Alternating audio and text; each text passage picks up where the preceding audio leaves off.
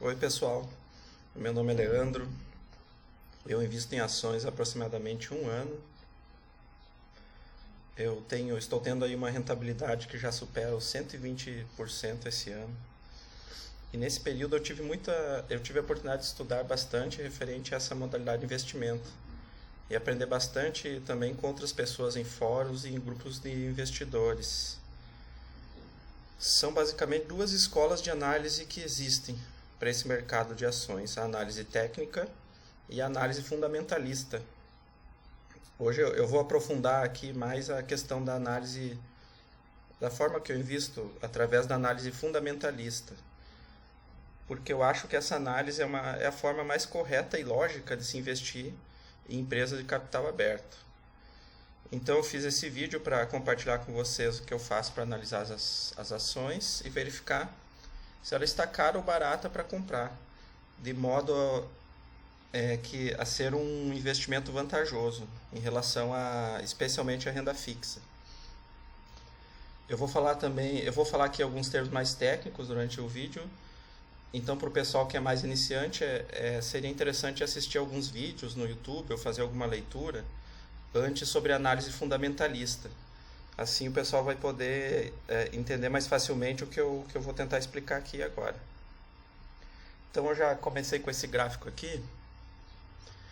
E é o seguinte, esse gráfico é o Ibovespa dolarizado de vários anos, na verdade desde que a bolsa foi fundada. Ele apresenta a evolução do Ibovespa ao longo do tempo em dólar para retirar o fator inflação, para mostrar mais a questão do ganho real, né? A gente percebe que a bolsa ela tem uma tendência a crescer. Por quê? Porque o PIB do Brasil tende a crescer ao longo do tempo, a população brasileira ela cresceu também ao longo do tempo, a economia ela vem crescendo ao longo do tempo, então a bolsa geralmente ela tenta seguir esse crescimento. Então a pessoa que investiu, ela pode até ter investido no topo, aqui mais ou menos nos anos 70, início dos anos 70, mesmo assim ela conseguiu ter algum crescimento na sua carteira de investimentos. Ela replicou aproximadamente o Ibovespa. Teve um crescimento baixo. Agora, a pessoa que soube aplicar na hora certa, por exemplo, no início, nos anos 60 ali, e soube sair também na hora certa, por exemplo, ali antes da crise de 2008, ela teve um crescimento muito mais alto do que essa pessoa. Então, uma das formas, acho que a primeira análise que se deve fazer no contexto geral de mercado é verificar se a gente está numa época certa de investir ou se é melhor deixar o dinheiro na renda fixa e esperar uma melhor oportunidade de investimento. Hoje, a bolsa ela subiu, está aproximadamente 17, 18 mil dólares o Ibovespa. A gente está aqui. Eu olhando esse gráfico, eu comecei a investir mais ou menos nesse ponto aqui. Ó. Eu vi que ele segue essa tendência, então eu comecei a aplicar o dinheiro mais ou menos nesse ponto. E fui aplicando ali que a partir de outubro de 2015, fui aplicando até hoje eu aplico. Vou aplicando. Porque eu vi que esse ponto aqui ele está baixo em relação à média histórica. E eu acredito que a bolsa ela vai acabar subindo mais, até chegar a um novo patamar em que os preços comecem a supervalorizar as ações e ela um dia vai ter que corrigir de novo. E assim o mundo continua. Então, mostrando aqui primeiro, então a primeira análise geral de mercado seria essa. Preferível investir em momentos de crise do que em momentos de crescimento. Porque o crescimento já é precificado pelo mercado, então a ação já vai estar cara.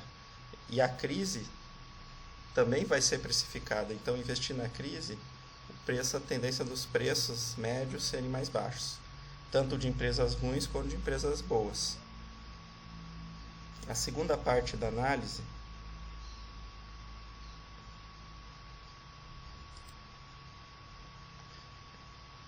é a questão da rentabilidade do investimento. O que acontece? Cada ativo possui uma rentabilidade. Isso é normal. O que acontece?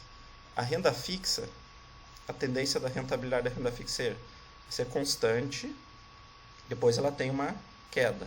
Por exemplo, o Tesouro Selic, uma constante, uma queda, ou sobe. Mas ela fica constante por mais tempo. Ela segue em degrauzinhos. Assim. Já o ativo A, por exemplo, uma ação de uma empresa A, por exemplo, ela vai variando com o tempo muito mais que a renda fixa, a sua rentabilidade. Depois eu vou explicar o que seria essa rentabilidade. E uma empresa B também tem uma certa variação. Então, da forma que eu invisto é a seguinte, eu pego a rentabilidade da renda fixa é muito fácil conseguir. Agora, a rentabilidade de uma ação é muito mais complicado, mais difícil de prever quanto que uma ação vai rentabilizar o investidor no futuro. Renda fixa é muito simples. Eu pegando o tesouro pré-fixado, eu consigo saber qual que é a rentabilidade que eu vou ter nos próximos 10 anos, se eu pegar o LTN 2026, 27, nos próximos 11 anos. Eu sei exatamente qual a rentabilidade anual que eu vou ter. Agora, numa ação, eu não consigo saber exatamente, eu consigo ter uma previsão de rentabilidade. Por isso que está associado a um risco maior também. Então, o que acontece? Depois que eu descobri, que eu previ que eu consegui projetar uma rentabilidade de várias empresas, boas empresas, e empresas constantes e estáveis no passado, eu mais ou menos sigo esse gráfico. Eu pego a rentabilidade das empresas e da renda fixa e vou comparando. No período que a empresa A ela possui uma rentabilidade acima das outras, eu fico nessa empresa, estou investindo nela. Depois que eu verificar que a renda fixa superou essa rentabilidade, aí eu vou nesse segundo período para a renda fixa. No terceiro período, a empresa B conseguiu aumentar a sua rentabilidade, aumentou o meu custo de capital, o que eu penso que ela vai rentabilizar para mim. Aí eu invisto nessa empresa B pelo período até que outra supere pela rentabilidade. Agora, a rentabilidade ela é inversamente proporcional ao preço da ação. Então, quanto menor tiver o preço da ação, mais alta será a rentabilidade. E essa rentabilidade também é proporcional ao lucro esperado da ação. Também é proporcional a quanto estiver a relação P por VPA. Porque se eu comprar uma ação que esteja cotada a metade do seu patrimônio líquido, o meu risco ele acaba sendo menor, se o lucro anterior é constante. Agora, se eu compro uma ação muito acima do seu VPA, o risco se torna maior, mesmo que essa empresa apresente um histórico de lucro constante. Porque, na verdade, eu estou fazendo uma aposta. Eu estou comprando R$1 com R$2, pensando que aquele real que eu comprei vai virar 3, 4, 5 no futuro. Então, agora eu vou mostrar aqui uma figura que eu fiz aqui bem simples, de como eu vou... Quais são os itens, os índices que eu mais considero na minha análise do valor da empresa, para calcular qual que é o seu valor real. Não o valor que está sendo cotado, mas sim o seu valor econômico real. Então, quando eu compro uma ação, na verdade eu estou comprando um pedacinho da empresa. Esse pedacinho da empresa, ele possui um valor intrínseco, que é o valor econômico real dele. esse valor intrínseco ele vai mudando com o tempo, de acordo com as minhas expectativas em relação ao futuro dessa empresa. E essas expectativas, elas são relativas a quanto de valor econômico ela vai me proporcionar no futuro e quanto de capital, de patrimônio eu terei no futuro. Os itens, né, que mais influenciam nesse valor intrínseco são o VPA adicionado somado aos proventos, que eu chamo de VEA, que é o valor econômico agregado. Isso é, quanto o patrimônio líquido cresceu num período, mais de quanto aquela empresa distribuiu em dividendos naquele período. Esse é o lucro do acionista. Eu utilizo, ao invés do lucro líquido que é divulgado, eu utilizo esse fator aqui para o meu cálculo do valor intrínseco. Payout também influencia. Payout é a questão de quanto de dividendos a empresa distribui em relação a quanto ela lucrou. Então, payouts altos para empresas que estão sendo cotadas abaixo do valor intrínseco são fatores bons para aumentar a minha expectativa de rentabilidade. E payouts baixos para empresas acima, que estão cotadas acima do VPA, também são fatores favoráveis ao meu custo do capital, que é a minha rentabilidade esperada. O crescimento dos proventos também é um fator importante. O crescimento dos proventos e o crescimento do VPA, do VEA, eles na verdade eles indicam se essa empresa é estável nos seus lucros ou se ela não é estável nos seus lucros. Empresas que apresentam crescimentos inconstantes na sua distribuição de dividendos ou no seu lucro, no seu valor econômico agregado, elas são muito arriscadas de investir, porque qualquer coisa que eu projetar, na verdade, vai ter uma probabilidade de erro muito grande. Então a gente tem que, a primeira item que a gente tem que verificar numa empresa é o seu passado, porque um passado constante ele me dá uma maior probabilidade de acertar o futuro. Se eu investir em empresas inconstantes, a probabilidade de eu errar aí se torna muito grande. E outro fator também importante aqui no meu cálculo do valor intrínseco é o custo de oportunidade, que eu uso muito o tesouro pré-fixado. Eu acho que ele se comporta de forma muito parecida com uma ação. Ele possui ele altera a sua cota de acordo com o seu rendimento, porque como ele já é pré-fixado, então a rentabilidade final ela sempre vai ser a mesma.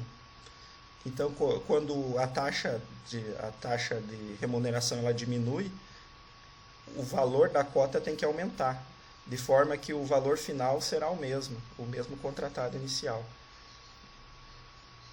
O que acontece então? O valor intrínseco, ele, através de um preço de compra, eu consigo calcular o custo do capital do investimento, ou ter pelo menos uma projeção muito aproximada, dependendo da estabilidade da empresa. Esse custo do capital do investimento é a rentabilidade esperada que eu tenho referente a essa empresa, esse ativo. E esse custo de capital ele tem duas coisas aliadas a ele. O risco, que tem a ver com o risco sistêmico, como eu mostrei no gráfico anterior. Se eu investir quando o mercado está muito em alta, o meu risco sistêmico acaba sendo maior, porque a probabilidade de vir uma crise é maior também. Depois que já deu a crise, a probabilidade de já vir outra crise em seguida é menor, é muito menor. Então, épocas corretas de investir reduzem esse risco sistêmico.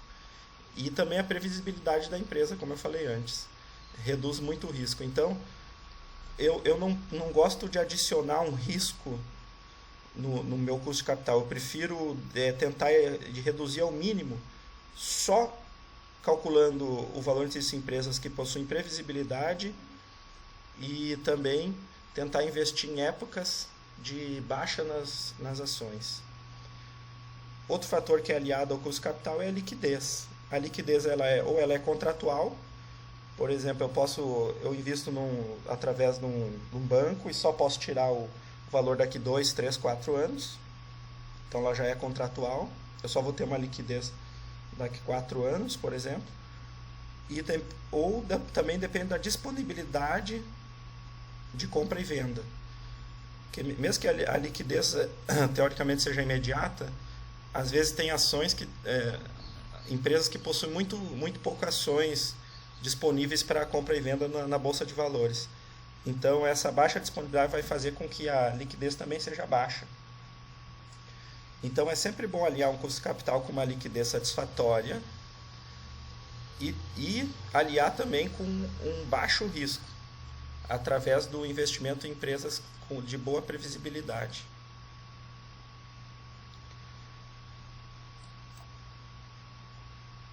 O próximo, eu queria mostrar aqui uma forma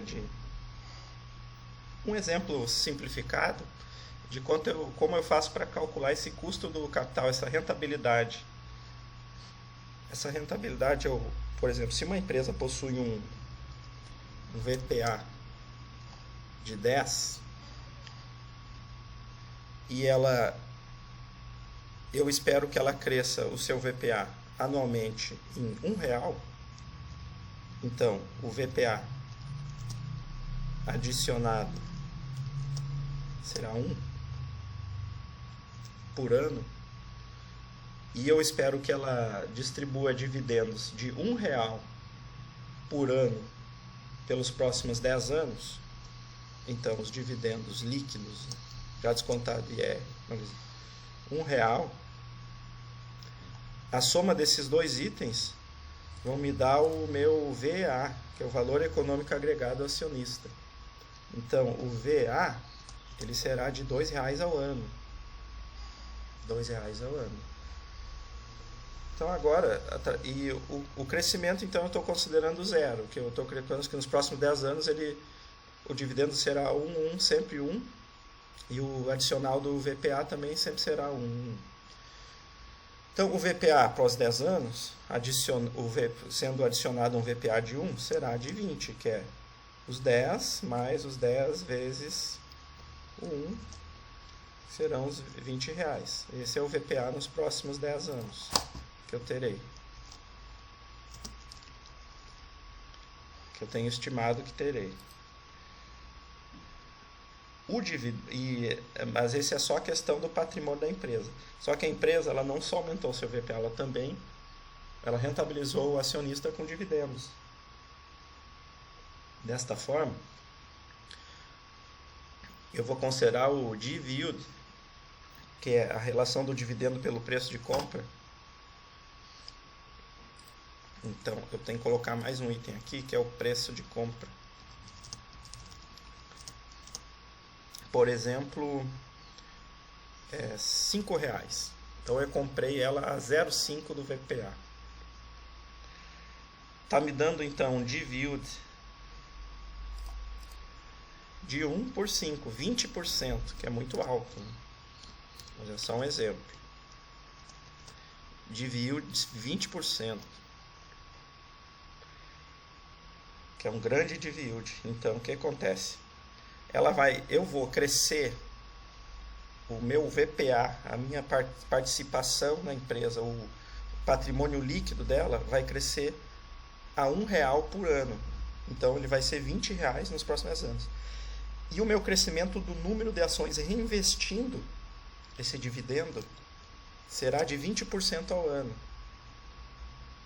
se o preço de compra se mantiver em R$5. Se o preço dela se mantiver em R$5 nos próximos 10 anos. O que vai acontecer? Então eu vou ter um patrimônio, um número de ações crescendo a uma base de 20% ao ano. Então, para eu saber quantas ações eu terei com R$5 nos próximos 10 anos, eu tenho que fazer um cálculo simples. 1.2 20% na expoente 10. Calculando aqui rapidinho. Calcular aqui, pessoal. 1.2 expoente em 10 seria um 6.2 aproximadamente.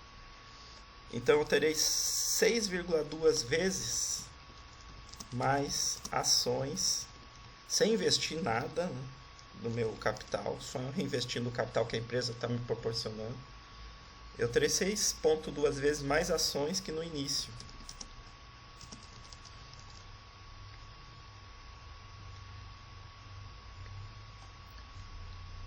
(6,2 vezes mais ações que no início. Vou reduzir um pouquinho o tamanho aqui para servir mais. Então, agora, para saber quanto que é o capital que eu terei após 10 anos, não o capital cotado lá nessa, mas sim quanto de patrimônio da empresa. Vou falar de outra forma. Quanto de patrimônio da empresa eu terei após 10 anos? Eu terei, é só multiplicar os R$20, que é o VPA, de 10 anos, pelo número de ações que eu vou ter. Eu vou ter 6,2 ações, se eu comprei uma. 20 vezes 120. 20 vezes 6,2. 124 ações. Desculpe, R$124 de patrimônio da empresa. Eu terei após 10 anos. Então, qual que é o custo do capital nesse período de 10 anos? Que é igual à rentabilidade esperada. Ou quanto o meu patrimônio da empresa, em relação com dessa empresa, vai crescer para mim após 10 anos. É só dividir o 124 pelos R$5 que eu comprei. Então, com R$5, em 10 anos eu terei R$124 de patrimônio.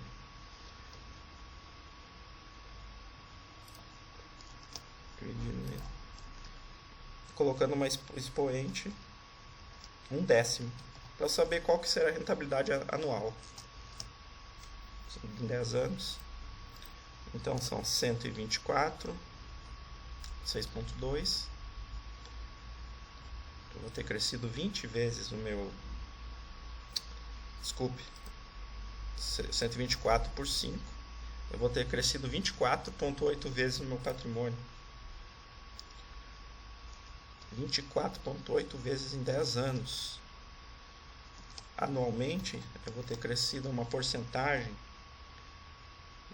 de aproximadamente 38%. Esse cálculo aqui vai dar, aqui é menos 1, porque esse cálculo aqui vai dar 1,38 aproximadamente. Aí menos 1, 38% anualmente, ao ano. O que é uma rentabilidade altíssima, considerando que hoje o LTN, a renda fixa, 2027, ela está não cheguei a ver a última, aproximadamente uns 12,5%. Então essa ação, esse ativo, vai estar me rentabilizando muito mais que a renda fixa. A minha expectativa, né, que ele rentabilize pelo preço de R$5. Claro, se eu comprar esse ativo por um preço de R$20, aí esse cálculo todo muda, porque o dividendo, o yield, ele não será, mas será apenas de 5%. 1 dividido por 20, 5%. Esse 5%, eles vão dar em 10 anos, eles vão me dar em 10 anos 1,63 ações. Não mais 6,2, 1,6. Arredondando, 1,6 ações. Aqui seria 1,05. 1,6 ações. O que vai me dar? só para perceber como é diferente comprar por 5 ou por 20 uma ação. Tem gente que diz comprar a qualquer preço, ações de empresas boas. O problema é que comprar a qualquer preço, ele vai me dar um custo de capital, uma rentabilidade muito baixa em patrimônio. Então não vai ser um vantajoso esse investimento. A 20%, a R$20, então o nosso patrimônio da empresa será 20 vezes 1,6. Então vai ser 32, não mais 124. Eu terei R$32 em patrimônio da empresa após 10 anos. Então, vão ser 32 sobre os 20 que eu comprei, não um décimo. Vou fazer o cálculo rápido aqui. Um décimo. Então, baixíssimo. 1,8% só. 1,8%. Aqui é 0,18, desculpe. 1,8%, que é muito menor que hoje o LTN paga. Então, a R$20, com certeza essa empresa está muito cara. Então é isso, o primeiro vídeo, só para dar um exemplo simples aqui, para o pessoal entender como eu calculo o preço justo. Na verdade, o preço justo eu ainda não mostrei aqui, eu vou mostrar nos próximos vídeos. Mas o principal, o preço justo, na verdade, não é nem tão... O item mais importante é o custo de capital, saber qual a rentabilidade que eu vou ter naquela empresa. Então, eu mostrei aqui de forma simples, o pessoal entender aí. Então, esse rentabilidade, o custo de capital, esse, na verdade, não é nada mais é que essa linha aqui que vai variando com o tempo. Como está muito acima da renda fixa, ele vai estar lá em cima. Então, eu prefiro ficar com essa empresa nesse período aí, enquanto os seus fundamentos e o seu preço continuarem nesse patamar. Então, obrigado aí, pessoal. Nos próximos vídeos aí eu apresento outras formas aí de... Uma forma mais, um pouquinho mais complexa daí para mostrar como eu calculo o preço justo da ação e esse custo de capital, que para mim é o item mais importante no valuation. Obrigado aí, valeu pessoal.